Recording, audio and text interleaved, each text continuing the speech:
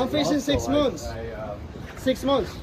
A former January 6th defendant, also charged with touching women's hair on the metro, is now behind bars for another incident. Police arrested Bryan Betancur last night. He's accused of stalking a journalist at an event in Northwest D.C. The new allegations came while he was out on bond for those alleged assaults on Metro. I want to bring in News 4's Drew Wilder. Drew, we understand that you're at the court following the latest developments in this case. Bring us up to speed. Yeah, so Bryan Betancur is in custody right now. He's waiting to be arraigned on this stalking charge. And even though he hasn't been called yet, we have had a look at the charging documents. And we know that the government is going to ask the magistrate judge to hold Betancur in custody without bond on this case, claiming that he's a threat to the public. The man accused of touching women's hair on metro trains was arrested again, a third arrest in just over a month. This time, he's facing a new stalking charge. According to court filings, the alleged stalking incident was caught on video and previously reported by News 4. This is the guy who was touching hair on the metro! The video was recorded by journalist Amanda Moore in March. She says Bryan Betancur has stalked and harassed her for years. She says she's notified police several times but has not filed a restraining order. Moore says last month she was covering the opening of the new Poly Market pop-up bar in Northwest when this video was taken. In the clip, Betancur is seen walking down the sidewalk behind Moore. All of this was happening while Betancur was out on bond in both Arlington and D.C. for pending misdemeanor assault cases. I'm facing 6 months. 6 months. Betancur is also accused of posting these creepy videos that show him touching women's hair on metro trains. First, this video from March 1st. He's charged with assault and battery for this in Arlington County. After his arraignment, he was released on bond and immediately arrested again right in the courthouse parking lot. This arrest, News 4 has confirmed through court documents, is for what's seen in this video.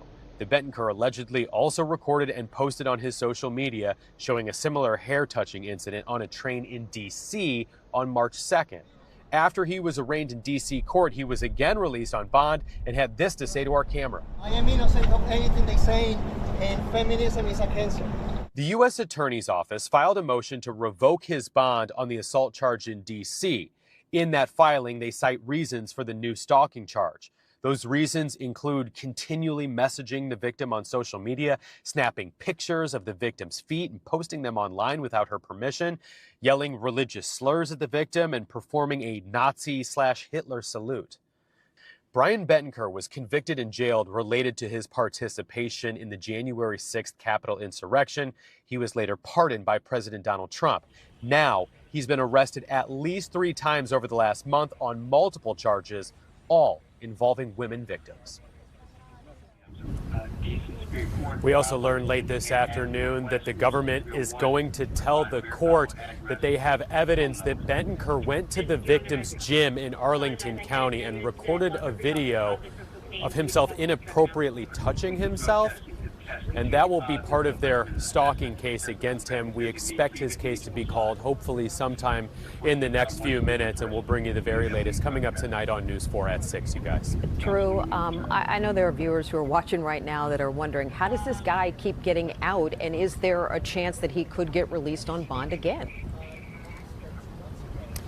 There's always a chance, right? But, you know, I was here last month on the assault charge, and basically the way that it works is when you have a misdemeanor case like this, the government and the court system is looking at presumptive innocence. Is there a threat to the public? Is there a threat that this individual might not show up for their court case? When you had the simple assault charge, the prosecution and the judge both looked at each other and said, we'd like to keep this guy in jail, but we just don't have the probable cause to hold him on this charge. Now, with this stalking charge, the government believes it has enough to convince the court to hold him in jail, at least until this criminal process plays out. All right. Certainly we will watch and see what happens. Drew Wilder, thank you.